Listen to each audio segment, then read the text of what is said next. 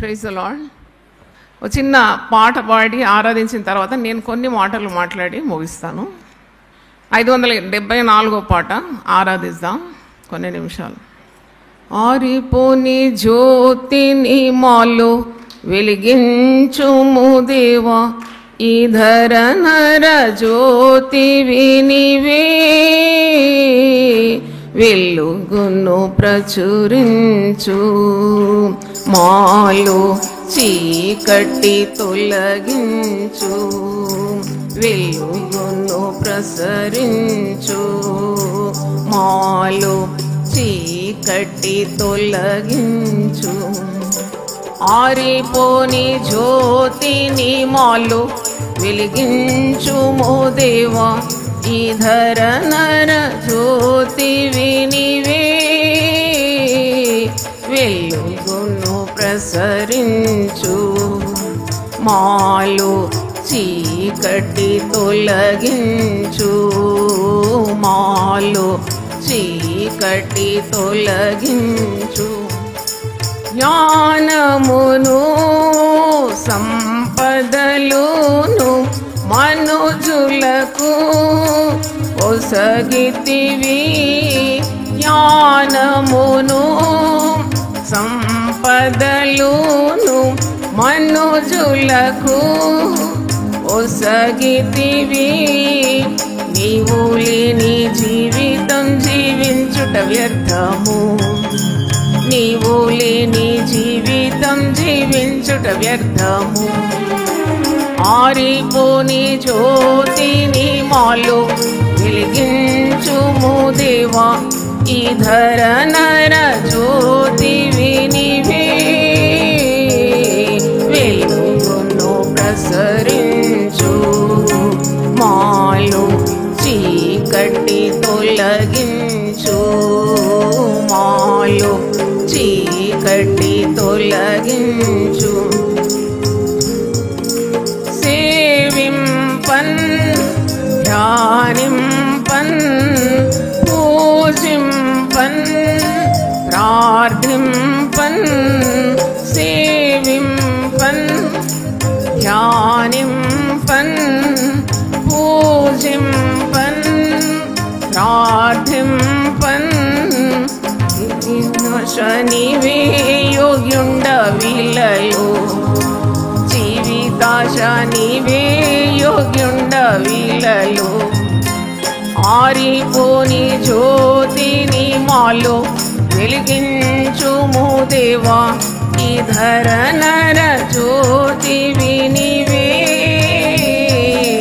వెలుగును ప్రసరించు, మాలో చీకటి తొలగించు, మాలో చీకటి తొలగించు.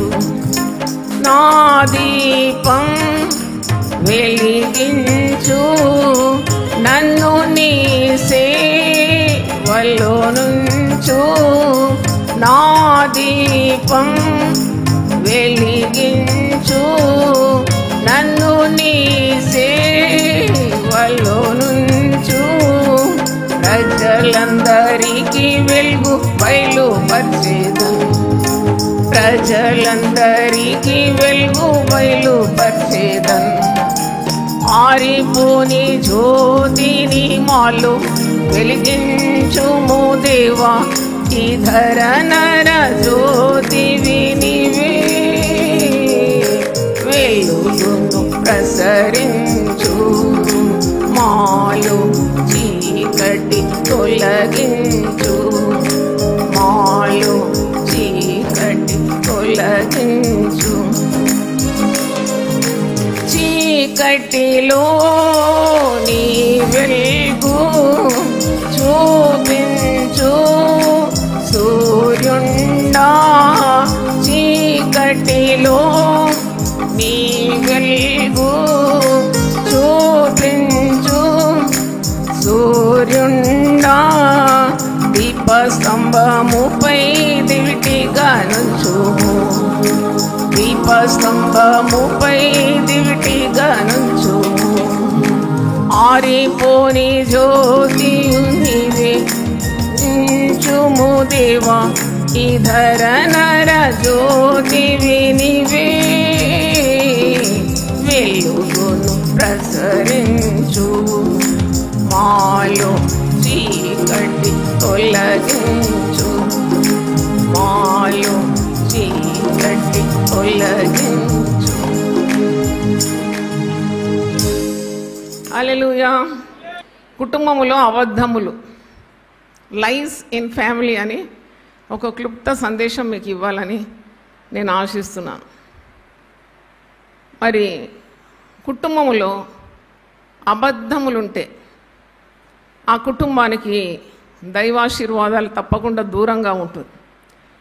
ఎందుకు అని మీరు అడిగితే, దేవుడు సత్యవంతుడు, ఆయన పేరే సత్యం. He's called the truth. ఆయన సత్యవంతుడైన దేవుడు. అబద్ధము సాతానుకు సంబంధించింది. అబద్ధమాడువాడు సాతాను సంబంధి. పరిశుద్ధ గ్రంథంలో మీరు చూస్తే సాతానుడు అబద్ధికుడు. యోహాను సువార్త 8:44 ఉంది. సాతానుడు అబద్ధికుడు, అబద్ధములకు జనకుడు. వాడెప్పుడు అబద్ధం ఆడతాడు, అబద్ధమాడమని నిన్ను ప్రేరేపిస్తూ ఉంటాడు. ఈ అబద్ధం వల్ల చీకటి, పాపము, మనస్పర్ధలు, గొడవలు అనూహ్యమైన పరిమాణాల్లోకి వెళ్ళిపోయి ఆ కుటుంబము చెల్లా చెదరైపోతుంది. అందుకే ఎప్పుడు సత్యమే మాట్లాడాలి. సత్యమునకు విరోధంగా మీరు అబద్ధం ఆడకూడదు అని వాక్యంలో ఉంది. అయితే కుటుంబాల్లో అబద్ధాల ద్వారా చాలా నష్టపోతారు. అబద్ధం ఆడితే ఏదో చాలా చలాకీ అనుకుంటారు, తెలివి అనుకుంటారు. అంతకంటే బుద్ధిహీనత లేదని దైవదాసరాలుగా దేవునితో ఉన్న అనుభవంతో మీకు చెప్తున్నా. Falsehood is foolishness because god doesn't like it. God loves truth in you.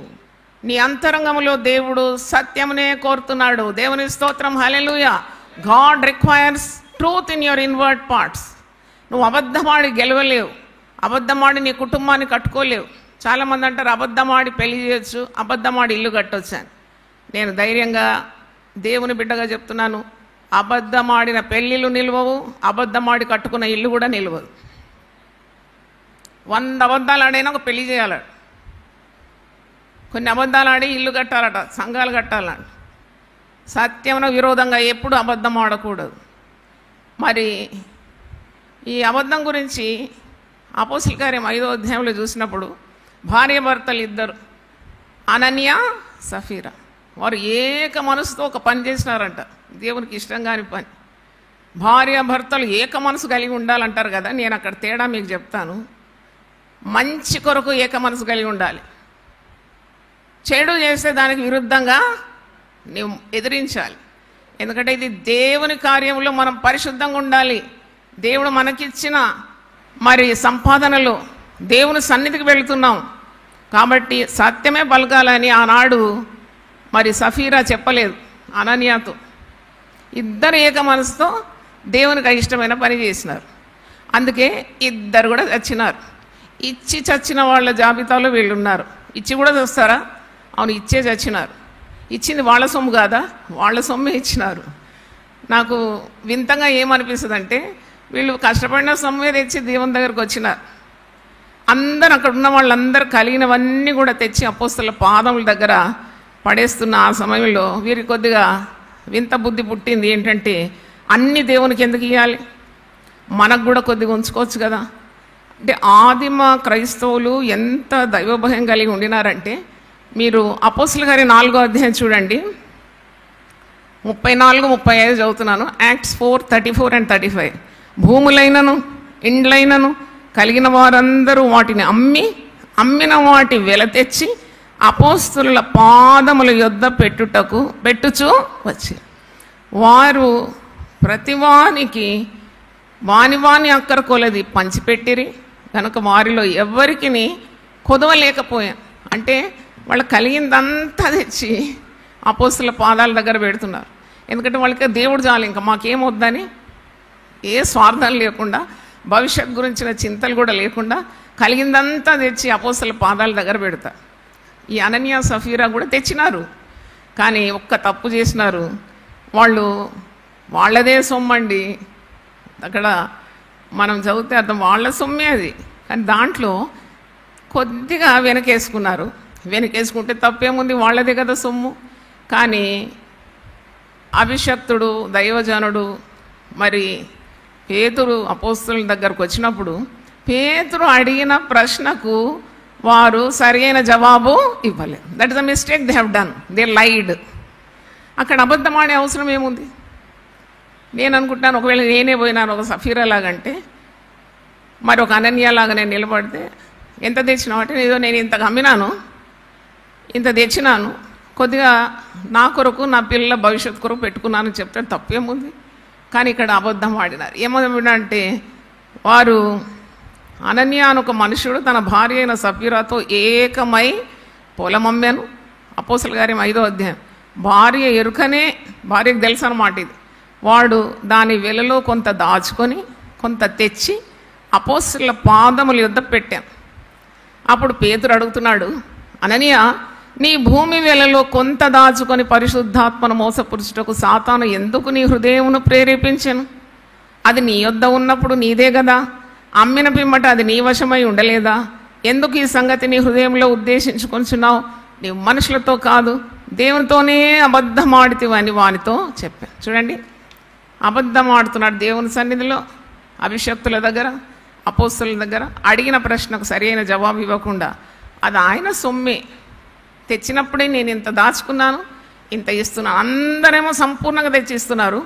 ఇతనికి భవిష్యత్ గురించిన భయమో భీతో స్వార్థమో తెలియదు, కొద్దిగా పెట్టుకొని కొద్దిగా ఇస్తున్నాడు. కానీ ఎలాగూ నటిస్తున్నాడంటే మొత్తం తెచ్చిచ్చినట్టు నటన. దేవునికి నటన ఎప్పుడు ఇష్టం లేదు. Never be hypocrite in the presence of God. ఉన్నది ఉన్నట్లు నీవు ఉన్న పాటున నీవు దేవుని సన్నిధికి వచ్చి ఉన్నవన్నీ ఒప్పుకొని మరి యథార్థ హృదయంతో నీవు దేవుని ఆరాధించడం నేర్చుకోవాలి. పరిశుద్ధ గ్రంథంలో ఒక మాట ఉంది.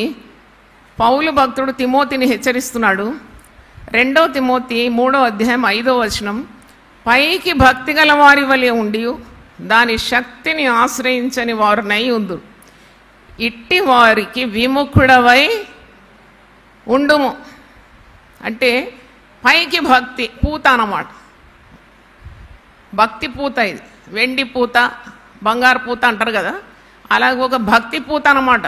భక్తిగా చక్కగా కనబడుతున్నారు, కానీ వారి హృదయంలో దేవుని శక్తిని కూర్చున్న సత్యం తెలియదు. వాళ్ళు దేవునికి ఇచ్చి ఎవరు పడిపోయినారు, ఎవరు చెడిపోయినారు, ఎవరు పేదవారైనారు. నాకు ఈ సమయంలో కీర్తనకారుడు దావీదు యొక్క మాటలు గుర్తొస్తుంది. 37వ కీర్తన 25వ వచనం, నేను చిన్నవాడనై ఉంటిని, ఇప్పుడు ముసలివాడనై తిని, అయినను నీతిమంతులు విడవబడుట గాని వారి సంతానము భిక్షమెత్తుట నేను చూచి ఉండలేదు. అన్ని దేవునికి ఇస్తే వీడు భిక్షగాడవుతాడా? కానేగాడు. వీడు అందరికంటే గొప్పవాడవుతాడు. కనుక జాదా హుషారి మౌత్కి నిషాని అంటారు కదా, జాదా హుషారి అన్నమాట. ఇచ్చినట్టే ఇచ్చి, పెట్టుకున్నట్టే పెట్టుకొని, అక్కడ భక్తి నటించి భక్తునికి అబద్ధాలాడి మోసపోయినాడు, నష్టపోయినాడు. నన్ను అడిగితే అంటే హీ లాస్ట్ హిజ్ లైఫ్. అదే అడుగు జాడలో భార్య నడిచింది, భార్య భర్తలు ఏకమైనారు. కొన్నిసార్లు నాకు అనిపిస్తుంది కుటుంబంలో అపోజిషన్ ఉండడం మంచిదే అనిపిస్తుంది. ఎందుకంటే భార్య తప్పు చేస్తే భర్త దిద్దాలి, భర్త తప్పు చేస్తే వెనుకుండి భార్య దిద్దాలి. A strong opposition will make strong government. చూడండి, చేసిందన్నిటికీ సై అంటే ఆ కుటుంబం బాగుపడదనిపిస్తున్నావు. అతనికి ఆలోచన పుట్టినప్పుడే ఆ భార్య దాన్ని హాల్ట్ వేయాల్సింది. భార్యకు ఒక చెడు ఆలోచన వచ్చినప్పుడు భర్త హాల్ట్ వేయాలి. ఇది మనకు తగదు. Let us be righteous in the sight of God. దేవుని దృష్టిలో మనం నీతిగా ప్రవర్తించాలి. దేవుని ఉగ్రత పాలైపోతాం. అవిధేయుల మీదకి ఏమొస్తుందని ఉంది?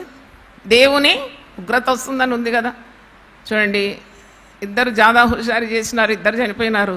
పిల్లలు ఏమైనారు? అనాథులైపోయినారు, తల్లిదండ్రులు లేని వారు అయిపోయినారు.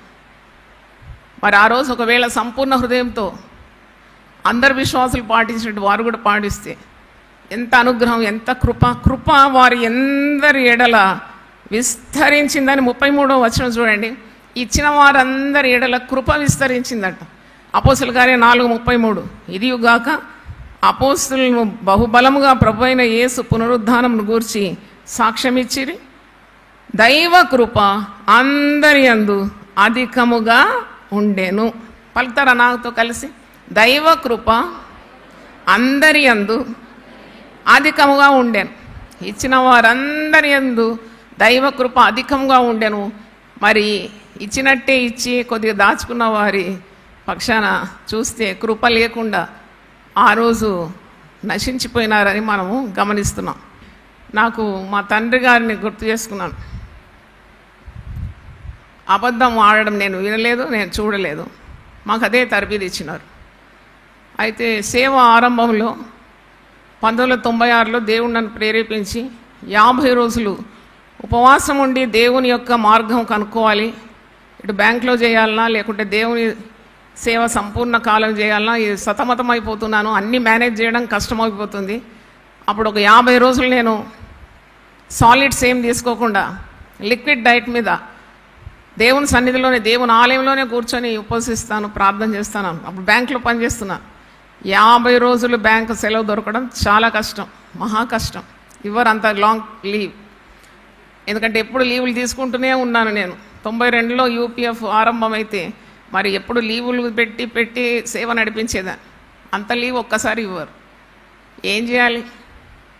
నాకు ఒక ఐడియా వచ్చింది. ఇటు ఉపవాసం చేయాలి, దేవుని శక్తి పొందుకోవాలి, అటు బ్యాంకు పని చేయాలి, అక్కడ లీవ్ రికార్డ్ మెయింటైన్ చేయాలి. అప్పుడు ఏం చేయాలి? ఓహో, మంచి ఐడియా వచ్చింది. మంచిది కాదు అది దేవుని దృష్టికి. నేను సిక్ లీవ్ అప్లై చేసిన. ఒక మెడికల్ సర్టిఫికేట్ పెట్టి నాకు 50 రోజులు నాకు ట్రీట్మెంట్ కావాలి, అది కావాలి, ఇది కావాలని ఏదో చెప్పి అప్లై చేసిన. ఏదో నా మీద దయతో వాళ్ళు సానుభూతి చెప్పి శాంక్షన్ కూడా అయిపోయింది. నేను అనుకున్నాను, ఈ దేవుడే నాకు ఇచ్చినాడు 50 రోజులు సిక్ లీవ్ అని. దేవుడు అలా ఇస్తాడా? అబద్ధమాడి సర్టిఫికేట్ తెచ్చుకుంటే దేవుడు తోడుంటాడా? అది నాకు తెలియదు, అమాయకత్వం అనమాట. అందరూ పెడతారు కదా, సిక్ లీవ్ పెడతారు, లీవులు తీసుకుంటారు, అంతే అనుకున్నాను. చిన్న వయసు. అయితే నేను గుడిలో ఉండి చాలా చాప మరుచుకొని షీట్ వేసుకొని ప్రార్థనలో ఉన్నా, ఇలా ఉపవాసంలో ఉన్నాను. అప్పటికే 1 వారం రోజులు గడిచిపోయింది. తండ్రి కదా, మరి నా తండ్రి మెల్లగా వచ్చి నన్ను పరీక్షిస్తున్నాడు. తెలిసింది ఆయనకు నేను ఉపవాసంలో ఉన్నానని. నేను చాలా తీవ్రంగా దేవుణ్ణి అడుగుతున్నాను. నేను కన్ను మూసుకొని ఇలాగే ప్రార్థన చేస్తుంటే నా పక్కన నిలబడ్డాడు వచ్చి. ఎవరబ్బా ఏదో షాడో కనబడుతుంది, తెరిచి చూస్తే మా నాన్నగారు. అప్పుడు నాతో అడిగినారు, నువ్వు బ్యాంకుకు వెళ్ళలేని లేదా అంటే నేను అన్నాను, నేను వెళ్ళడం లేదు, నేను ఉపవాస ప్రార్థనలో ఉన్నాను. ఉపవాస ప్రార్థనలో ఉన్నా. 50 రోజులు లీవ్ నీకు ఇచ్చారా అంటే అవును, నేను లీవ్ పెట్టాను. ఏమి లీవ్ ఇది అని అడిగినాడు. నేను ఈజీగా చెప్పాను, సిక్ లీవ్ అని. నీకు ఆరోగ్యం ఉన్నదా అని అడిగి, ఉన్నదన్న. ఒకలాంటి ఒక చూపు చూసి వెళ్ళిపోయినాడు అక్కడ నుండి. కానీ నాకు మొత్తం అర్థమైంది నేను చేసింది తప్పు అని. మీకు అర్థమైందా? మీరు ఎందుకంటే చూస్తున్నారు నన్ను? మీకు అర్థమైందా? నేనేం చేస్తున్నాను? ఉపవాస ప్రార్థన చేస్తున్నాను, కానీ నా తీరు బాగలేదు. ఎందుకంటే నేను సిక్ లీవ్ అప్లై చేసి దేవుని సన్నిధిలో కూర్చొని ఆరోగ్యం బాగానే దేవుడు ఇచ్చినప్పుడు నాకు బాగలేదనే సర్టిఫికేట్ ఇచ్చి మెడికల్ సర్టిఫికేట్, డాక్టర్ సర్టిఫికేట్ ఇచ్చి నేను ప్రార్థనలో కూర్చున్నాను కదా. నేనేమనుకుంటున్నానంటే నేనేం చేస్తున్నాను? ఈ లోక సంబంధమైన వాటిని చేయడం లేదు కదా, దేవుని సన్నిధిలో ఉండి ప్రార్థన చేస్తే తప్పేముందని అనుకున్నాను. స్వబుద్ధిని ఆధారము చేసుకోనకుండా పూర్ణ హృదయంతో నీ దేవుడని యెహోవా మీద నీవు ఆధారపడాలి. స్వబుద్ధి అది. దానివల్ల ఎవరికి కీడు లేదు. వైట్ లైస్, బ్లాక్ లైస్ అంటారు కదా, ఇది ఒక వైట్ లై అనమాట. ఎవరికి కీడు లేదు, అది నాకు మేలు అని అనుకున్నాను. కానీ మా నాన్నగారి ఒక్క చూపులో నాకు అర్థమైంది నేను తప్పు చేస్తున్నాను. నేను వణికిపోయినా, నిజం చెప్తున్నాను. ఆ వణుకుడు ఇప్పుడు కూడా వస్తుంది నాకు. ఎందుకంటే ఒక్క చూపు ఇలా చూస్తే వణికిపోయి నేనేం చేస్తున్నానంటే ఇదేదో తప్పు చేస్తున్నట్టున్నాను, నాన్నగారికి ఇష్టం కాలేదని. అక్కడ నుండి లేచి వెంటనే బ్యాంకుకి పోయినాను. బ్యాంక్ పోయి మా అధికారిని కలిసి నేను అన్నాను, I want to withdraw that medical certificate, నేను అది తీసేస్తున్నా, నాకు ఐ వాంట్ టు విత్డ్రా. మరి ఏం చేస్తారంటే మీరు మొత్తం జీతం కట్ చేయండి, లాస్ ఆఫ్ పే చేయండి అని. నేను అక్కడ పెద్ద ఏం వివరించలేదు, కానీ ఆ మెడికల్ సర్టిఫికేట్ విత్డ్రా చేసుకొని లాస్ ఆఫ్ పే అంటే ఒక్క పైసా జీతం దొరకదు, ఇదైతే సగం జీతం దొరుకుతుంది అన్నమాట. చూడండి ఎలాగ నన్ను క్రమశిక్షణలో నడిపించినాడు నా తండ్రి. I'm ever grateful to my father. దేవునికి స్తోత్రం. A good example. అంటే ఆ చూపులో కూడా ఎంత సందేశం ఇచ్చినాడంటే అలాగ ఉండాలి. తల్లిదండ్రులు కుటుంబంలో అబద్ధములను ఎదిరించాలి. పిల్లలు అబద్ధం ఆడినప్పుడు వాడిని సరిదిద్దాలి. తల్లిదండ్రులే పిల్లలను చెడగొడుతున్నారు. అప్పులవాడు వస్తే పిల్లలకు నేర్పిస్తారు, ఈరోజు డాడీ లేడని చెప్పు. డాడీ అక్కడే పండుకొని ఉంటాడు బెడ్రూమ్లో. ముందే తల్లి సిద్ధపాటు చేస్తుంది. చిన్న కొడుకును ఆ అబద్ధాలు నూరిపోస్తుంది, ఉగ్గుపాలతో పోసినాడు. ఈరోజు సెలవు దినం కదా, తప్పకుండా వస్తారు అప్పుల వాళ్ళు. కాబట్టి అక్కడ నిలబడి ఆ ముఖద్వారం దగ్గర నిలబడి వాడు వస్తే నువ్వేం చెప్పాలా? ఏం చెప్పాలా? డాడీ లేడు అని చెప్పాలి. ఒకడు వచ్చినాడు నిజంగానే, అరే మీ డాడీ ఏడురా అంటే డాడీ లేడు అన్నాడట. మరి ఎప్పుడు వస్తాడంటే ఆగు అడిగి చెప్తా అన్నాడట. అంటే వానికి నెక్స్ట్ అబద్ధం ఎలాగ ఆడాలో తెలియదు అన్నమాట. ఎంత అమాయకుడు చూడండి. చిన్న బిడ్డలకు అబద్ధాలు నూరిపోసేది తల్లిదండ్రులే కొన్నిసార్లు. అయితే అబద్ధము ఆడకూడదని దేవుని వాక్యం మనకు బోధిస్తుంది.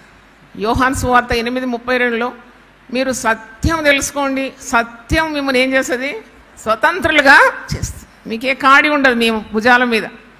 మీ మనస్సాక్షి స్పష్టంగా ఉంటుంది, స్వచ్ఛంగా ఉంటుంది. అబద్ధం ఆడకండి అని దాని అర్థం.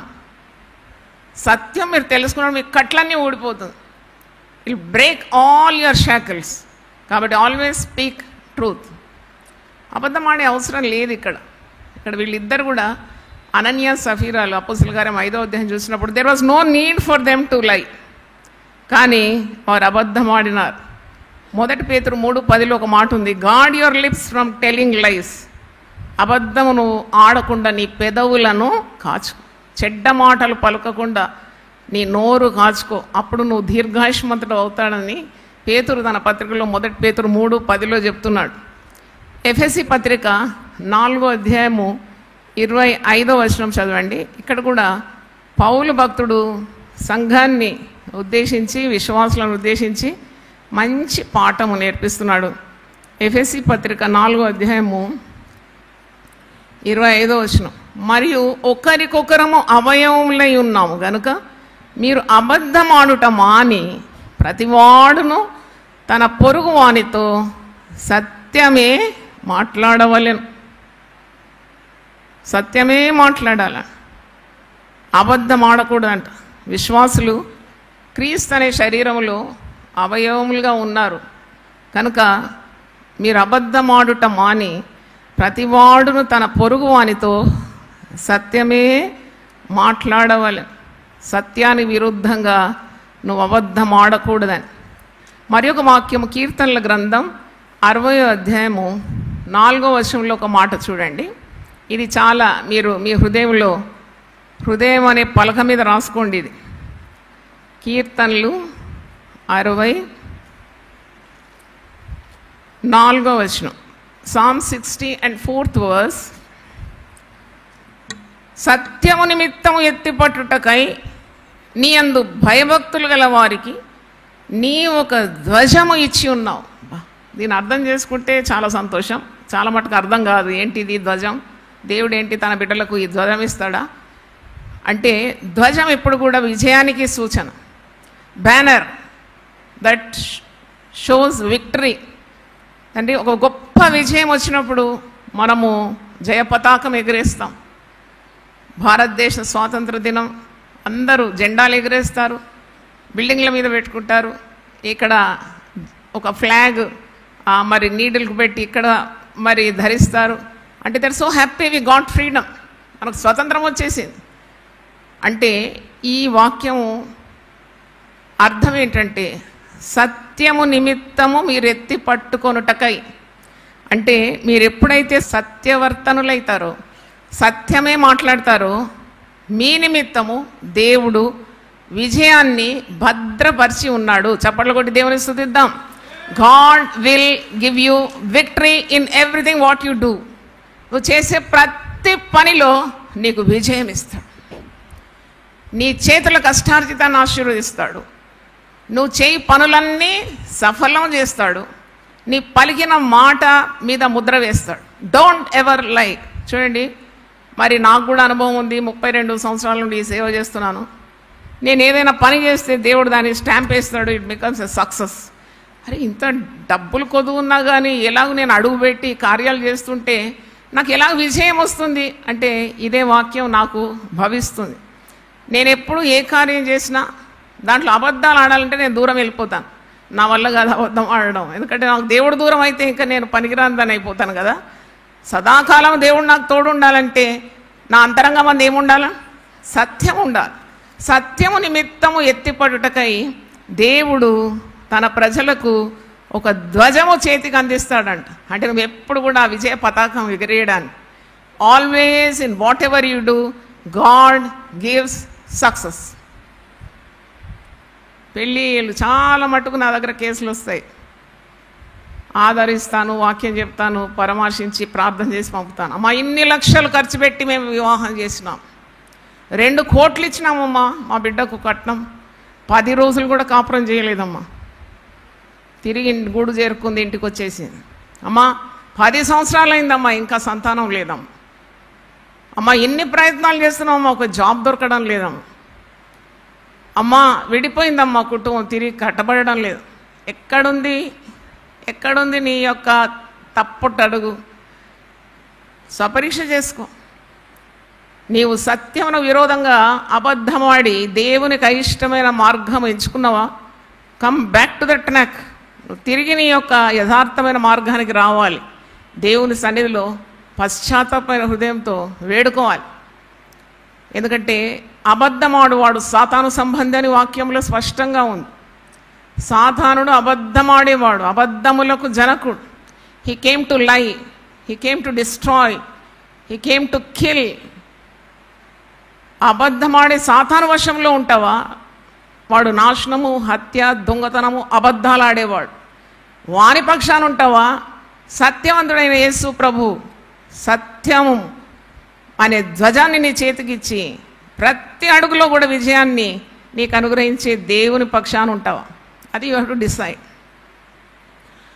సత్యమే వాళ్ళు కాదు. పెళ్ళి ప్రపోజల్స్ వచ్చినప్పుడు పిల్ల చూడడానికి అందంగా ఉంటుంది, పిల్లకు ఒక రోగం ఉంటుంది, ఏదో ఒక వ్యాధి, థైరాయిడో లేకుంటే యూట్రస్లో కంతో ఏదో ఉంటుంది, పీసీఓడి ప్రాబ్లమ్స్ ఉంటుంది. చెప్పాలి, అది నన్ను అడిగితే. నువ్వు దాగుడు మూతలు ఆడకూడదు, చెప్పాలి. ఇదో నా బిడ్డ చూడ చక్కందే కానీ ఇంత చదువుకుంది కరెక్టే కానీ ఆమెకు ప్రాబ్లం ఉందండి, అది మీ ఇష్టం అని చెప్పాలి. నాకైతే కొన్ని సంవత్సరాల నుండి ఒక ఆలోచన ఉంది. వివాహ ప్రపోజల్ వచ్చినప్పుడు మెడికల్ సర్టిఫికేట్ అడగండి. మీరు ఎందుకు అడగకూడదు? అంటే వీడు మెడికల్ సర్టిఫికేట్ కూడా నేను చెప్పినట్టు దొంగ సర్టిఫికేట్ తీసుకొస్తారేమో నాకు తెలియదు, లంచం ఇచ్చి. మీరే తీసుకోండి పోయి సర్టిఫికేటు. మరి ఏంటంటే మీరు బట్ట కొనేటప్పుడు పట్టి చూస్తారు, కూరగాయలు ఏరుకున్నప్పుడు 360 డిగ్రీలు అటు ఇటు తిప్పి చూస్తారు. ఏది కొనుగోలు చేసినా మీరు అన్ని పరీక్షించి మేలైనదే ఎంచుకుంటే మీరు ఒక వివాహ ప్రపోజల్కు ఎందుకు ముందుగానే మీరు జాగ్రత్త వహించారు? మీరు అబద్ధాలు వింటున్నారు, అబద్ధాలు చెప్తున్నారు. తీరా ఆ కాపురాలు కూలిపోతున్నాయి. దాని అవసరం ఏముంది? నీ బిడ్డకు మంచి జత కావాలని ఉద్దేశం ఉంటే దాంట్లో తప్పేముంది? నువ్వు అనేక దినాల నుండి ప్రార్థిస్తున్నావు కదా, సత్యమే కోరుకో. సత్యం తెలియని లెట్ ఇట్ కమ్అవుట్. ఇప్పుడు మరి మొన్నటి రోజు ఒక వివాహం, చూడడానికి హైట్ ఉన్నాడు, వెయిట్ ఉన్నాడు, పర్సనాలిటీ ఉంది, టక్కిన్ వేసుకొని చాలా స్మార్ట్గా ఉన్నాడు, బీటెక్ చదివినాడంట, పెద్ద ఉద్యోగం అంట, 1,00,000 రూపాయలు, అందమైన పిల్ల. వివాహమైంది. వివాహం అయినప్పుడు మొదటి రోజు నుండి చూస్తే పిల్లకేదో అనుమానం వచ్చింది. అసలు ఉద్యోగము పోడు ఇంటినే, కొన్ని రోజులు లీవ్ అయినాక ఉద్యోగం వెళ్తారు కదా పెళ్ళైన తర్వాత, ఇంత లాంగ్ లీవ్ ఎవరు ఇస్తారా అని ఒక అనుమానం వచ్చిందట. తర్వాత తేలింది ఆయనకు ఉద్యోగమే లేదట, అతని డిగ్రీయే లేదంట.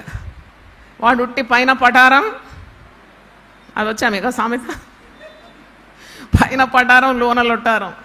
అది డిగ్రీ లేదు, చదువు లేదు, పుట్టిగా స్టైల్గా కనబడ్డాడు, మోసంలో పడిపోయినా. చూడండి, ఇలాంటి మోసాలకు మీరు గురి కాకూడదు. అందుకే వివాహమైన, ఇల్లు కట్టడమైనా, వ్యాపారమైన, ఏదైనా వస్తు సామాగ్రి కొనుగోలైనా, ఒక భవన నిర్మాణమైన 21 రోజులు మీరు దేవుని సన్నిధిలో దేవుని చిత్తాన్ని వెతకండి, అబద్ధములకు దూరంగా ఉండండి.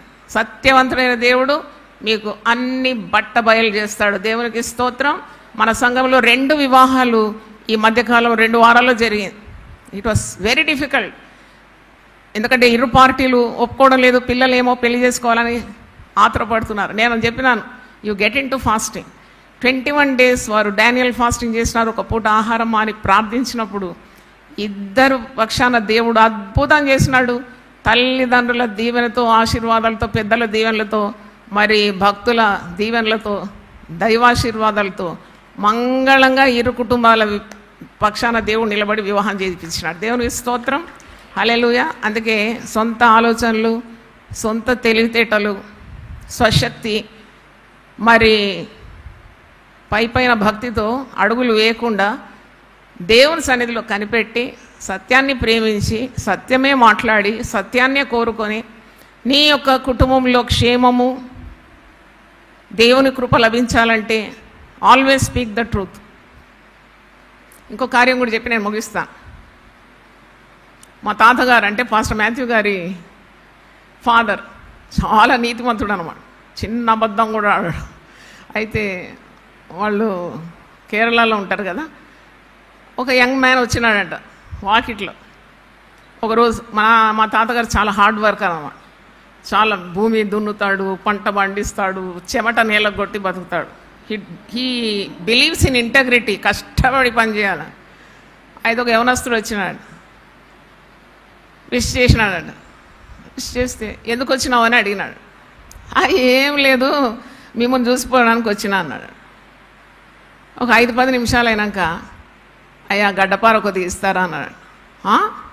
నేను అడిగినప్పుడు నువ్వేమన్నావు?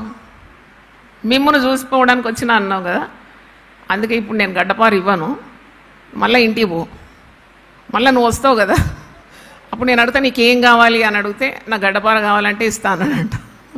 అలాగే వాడు ఇంటికి పోయి మళ్ళీ తిరిగి వచ్చినప్పుడు ఏం కావాలి అంటే అడిగితే అది ఇచ్చినాడంట. దేవుని స్తోత్రం. అంటే ఎంత నిష్ఠ చూడండి. అలాగుండాలి దేవుని బిడ్డలు. నీతిమంతుని సంతానాన్ని దేవుడు ఆశీర్వదిస్తాడు. దేవుని స్తోత్రం, హల్లెలూయా. మరి దేవుడు ఈ మాటలు దీవించాలి. మరి తన దాసుని ద్వారా పలికిన మాటలు కూడా దేవుడు ఆశీర్వదించాలని నేను కోరుతున్నాను. దేవుని మహాదయ వలన 560 ప్రేయర్ సెల్స్ మనం ఓపెన్ చేసినాము. చప్పట్లు కొట్టి దేవుని స్తుతించండి. 560. మరి 500 ప్రార్థనా సెల్స్ కూడా చాలా అద్భుతంగా జరుగుతుంది. రిపోర్ట్ ప్రతిరోజు స్టాఫ్ తీసుకుంటున్నారు. స్టాఫ్ నుండి ఫోన్ వచ్చినప్పుడు మీరు సత్యమే పలకండి, మీ ప్రార్థనా సెల్ ఎలా నడుస్తుందో ఉన్న మాటల్లో మాకు తెలియజేయాలని కోరుతున్నాను. ఆగస్టు 30వ తారీఖు మెన్స్ ఫెలోషిప్ మన చర్చ్లో జరుగుతుంది. పురుషులందరికీ ఆహ్వానం. ఉదయం 10 నుండి మధ్యాహ్నం భోజనంతో అది మరి ఎండ్ చేస్తాము. నేను కూడా కొద్దిసేపు మీ మధ్యలో ఉంటాను ఆత్మీయ తల్లిగా. ఒక గెస్ట్ స్పీకర్ను కూడా ఇన్వైట్ చేసినాం. పురుషులందరికీ ఆహ్వానం అని తెలియజేస్తున్నాను.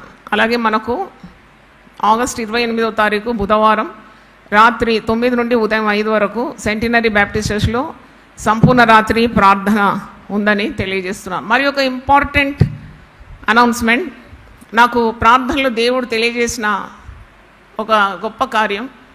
ఒకరోజు ఇలాగే ఈ సంఘ భవిష్యత్తు కొరకు నేను ప్రార్థిస్తున్నప్పుడు దేవుడు నాకు కొన్ని కార్యాలు బయలుపరిచినాడు. అదేంటంటే నాయకత్వంలోకి కొంతమందిని ఎన్నుకోవాలని దేవుడు నాకు చూపిన కార్యం. అందుకే మరి నాయకత్వం ఇచ్చి వారికి తగిన జ్ఞానము నైపుణ్యం లేకుంటే అది పెద్ద నష్టంగా మారిపోతుంది. కాబట్టి అలాంటి వారికి తరబీదు ఇవ్వాలని దేవుడు మాట్లాడినాడు. సెప్టెంబర్ 10వ తారీఖు మంగళవారం ఆ రోజు మరి పాస్టర్స్ ట్రైనింగ్ అని ఒక కార్యాన్ని మనం యూపీఎఫ్లో ఆరంభిస్తున్నాం. ఇప్పుడు మనకు 6 సంఘ పెద్దలు ఉన్నారు. వారు తమ విధులు వారు నిర్వహిస్తున్నారు. కానీ వారికి కూడా పాస్టర్స్ ట్రైనింగ్ ఇస్తే మంచిదని, అలాగే 9 మంది బైబిల్ విమెన్ ఉన్నారు, మనం ఆర్డైన్ చేసినాము. వారికి కూడా ఒక మందని ఏ విధంగా నడిపించాలని ఒక తరబీదు ఇవ్వాలని, అనుభవజ్ఞులను నిలబెట్టి వారి నోటుండి మరి దేవుని వాక్యానుసారమైన హెచ్చరికలు ఇవ్వడానికి నేను కూడా అప్పుడప్పుడు వారితో మాట్లాడడం, ఇదంతా ఒక తరబీదు, ఒక ట్రైనింగ్. అంటే ఇది బైబిల్ కాలేజ్లో దొరకదు ఈ ట్రైనింగ్. ఇది ఎక్స్పీరియన్స్ పీపుల్ వాక్యానుసారం జీవించి వారు చెప్పే మాటల్లో ఇంకా ఎక్కువగా సత్తా ఉంటుంది. కాబట్టి అలాగూ ఏర్పాటు చేసినాము. ఒకవేళ నాకు ఏంటంటే ఇప్పుడు యవనస్తులు తయారు కావాలని నేను ప్రార్థన చేస్తున్నాను. యవనస్తులకు ఇంకా భవిష్యత్తు ఉన్నది. They have a long period over their life. వాళ్లను పాస్టర్స్ ట్రైనింగ్ ఇవ్వాలి. ఒక 10 మందినన్నా పాస్టర్స్ ట్రైనింగ్ ఇచ్చి ఈ లోకానికి విడుదల చేయాలి, ఈ సంఘానికి స్తంభాల్లాగా తయారు చేయాలని నేను ఆశిస్తున్నాను. ఎందుకంటే దేవుని కార్యం ఎప్పుడు కూడా ఆగిపోదు. దేవుడు తన దాసులకు తలంపులు ఇచ్చి భవిష్యత్ కొరకున్న ప్రణాళికలు కూడా బయలుపరుస్తాడు. కాబట్టి ఒక 10 మంది యవన ఆ పురుషులే కానీ స్త్రీలే కానీ వారికి తరబీదు ఇవ్వాలని ఆశపడుతున్నాను.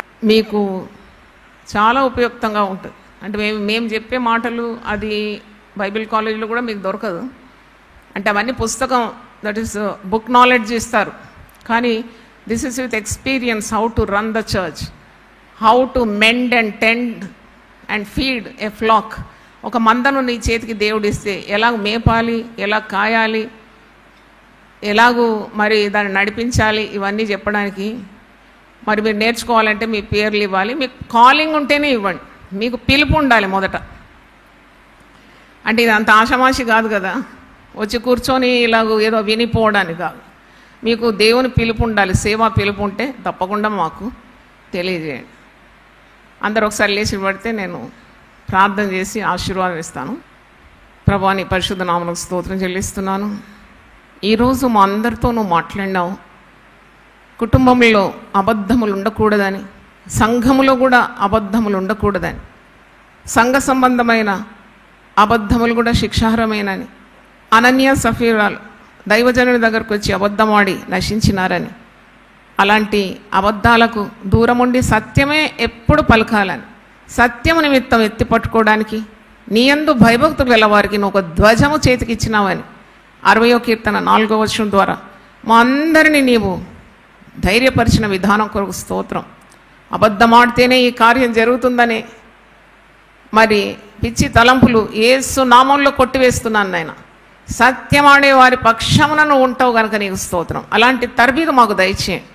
ఎల్లప్పుడూ ప్రతి పరిస్థితిలో కూడా సత్యమే పలకడానికి కృప దయచేయండి. అప్పుడే సత్యవంతుడైన దేవుడు సత్యం అనే ధ్వజాన్ని మాకు చేతికిచ్చి సత్యాన్ని నిరూపించి ఆ సత్యములు మమ్మను విజయవంతంగా నడిపిస్తాడనే విశ్వాసం మాకు ఇచ్చి మేము గొప్ప విజయోత్సవంగా మా జీవితాల్లో ఊరేగిస్తూ ముందుకు సాగగలమని మేము నమ్ముతూ ఉన్నాము. తండ్రి నీకు స్తోత్రం. ప్రభువా, మీరిచ్చిన ఉపదేశం కొరకు నిన్ను స్తుతిస్తున్నాను. ఈ యొక్క గుంపులో వివిధ మాధ్యమాల్లో కూడా వింటున్నారు. అబద్ధానికి దాసులైన వారు సాతాను దాసోహులని, సాతాను సంబంధులని, వారిలో సత్యము లేదు, వారు అబద్ధ పక్షాన ఉన్నారు, సాతానుని వశములో ఉన్నారు. అట్టి వారిని కూడా మీరు విడిపించమని ప్రార్థిస్తున్నాను. సత్యం మీరు తెలుసుకుంటే సత్యమే మిమ్మల్ని స్వతంత్రులుగా చేస్తుంది. సాతాను కట్టిన కట్ల నుండి విప్పుమని ప్రార్థిస్తున్నాను తండ్రి. నాయనా నీకు స్తోత్రం. ఒక పట్టుదల మాకు దయచేయండి. మా జీవితాలు తండ్రి నిష్ఠతో ఉండాలని మేము ఎంతో కోరుతున్నాం. అట్టి శక్తిని మాకు దయచేయండి. పైకి భక్తి గల వారిగా నటించడం కాదు, శక్తితో మేము నీకు సాక్షులుగా ఉండాలి. ఒకవేళ నీ నామము నిమిత్తం మేము ప్రాణాలు అర్పించవలసి వచ్చిన ధైర్యము ఆ సత్యమే మాకు అనుగ్రహిస్తుంది కనుక నీకు వందనాలు చెల్లిస్తున్నాను. ఎట్టి పరిస్థితుల్లో కూడా అబద్ధానికి దూరంగా ఉండి సత్యం మాట్లాడడానికి మా కృపను దయచేయమని, దేవుని వాక్యాన్ని విని మనసులు మార్చుకొని మారు మనసు కలిగి నీకు ఇష్టలుగా నీకు ప్రియులుగా ప్రతి ఒక్కరిని తీర్చిదిద్దుమని యేసు పరిశుద్ధ నామములో అడిగి వేడుకుంటున్నాను తండ్రి. ఆమేన్. తండ్రి అయిన దేవుని ప్రేమ, యేసు క్రీస్తు కృప, పరిశుద్ధాత్మ సహవాసం మనందరితో సదాకాలం తోడుగా ఉండును గాక. God bless you. దేవుడు మనందరూ దీవించును గాక. దీనులకు సువర్తమానము ప్రకటించుటకును, నలిగిన హృదయము గల వారిని దృఢపరచుటకును, దుఃఖక్రాంతులందరినీ ఓదార్చుటకును జరుగుచున్న ఇంటర్ డినామినేషనల్ పరిచర్య యెషయా 61:1-3. యునైటెడ్ పీపుల్స్ ఫెలోషిప్ యూపీఎఫ్ ఆదివారము ఆరాధనలు. ప్రభాత ఆరాధన ఉదయం 6 గంటల నుండి ఉదయం 9 గంటల వరకు. సాయంకాల ఆరాధన సాయంత్రం 6 గంటల నుండి రాత్రి 9 గంటల వరకు. స్థలం Osmania garden function hall, జామై Osmania railway station ఎదురుగా, అడిక్మెట్, హైదరాబాద్. అందరూ ఆహ్వానితులే.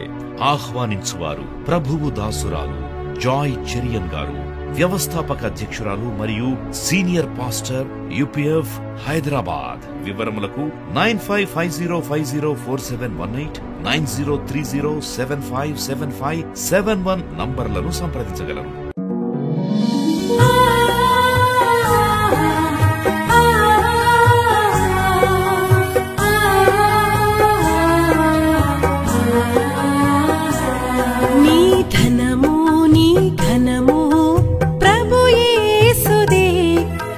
దశమా భాగమునీయ వెనుదీతువా.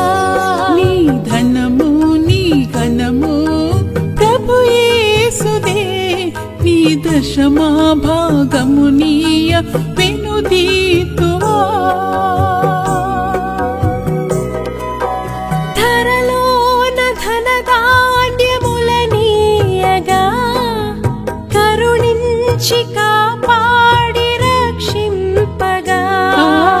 ధరలోన ధనధాన్యములనీయగా కరుణించి కాపాడి రక్షింపగా. పరలోకనాదుండు నీకీయగా మరి యేసు కొరకీయ వెనుదీతువా. పరలోకనాథుండు నీకీయగా మరి యేసు కొరకీయ వెనుదీతువా. నీ ధనము నీ ఘనము ప్రభు యేసుదే, నీ దశమా భాగమునీయ వెనుదీతువా. పాడి పంటలు ప్రభువు నీకీయగా కూడు గుట్టలు నీకు దయచేయగా. పాడి పంటలు ప్రభు నీకీయగా కూడు గుట్టలు నీకు దయచేయగా. వీడంగ ప్రభు యేసు నామంబును గడువేల ప్రభుకీయను క్రైస్తవా. వేడంగ ప్రభు యేసు నామంబును గడువేల ప్రభుకీయను క్రైస్తవా. నీ ధనము